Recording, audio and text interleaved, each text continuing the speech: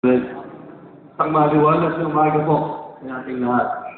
Ganun din po sa ating mga bisita, sa ating mga evacuees na narito sa stage. Magandang umaga sa inyo.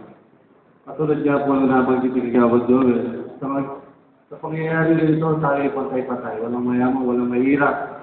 Katulad nga rin na sanad na tayo, walang na-spare. Pati mayayaman ang mga nakatira sa subdivision, dinahan sila.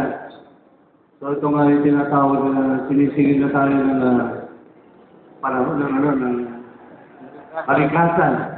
So siguro panahon na, hindi pa ulit lahat. Sana magtulong-tulong tayo, magkaisa tayo. Yung pagtatapon natin ng basura na hindi tayo nag-iingat kung saan natin tinatapon. Sana magsumikap tayo. Sana sa pagkakataong ito, pangalagaan natin ang ating environment, ang ating kapaligiran. Upang sa gano'n na maiwasan ang pag-ulit ng ganitong mga pangyayari.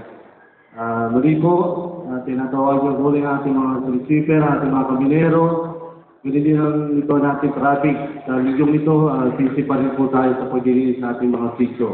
Salamat po muli, magandang maayos.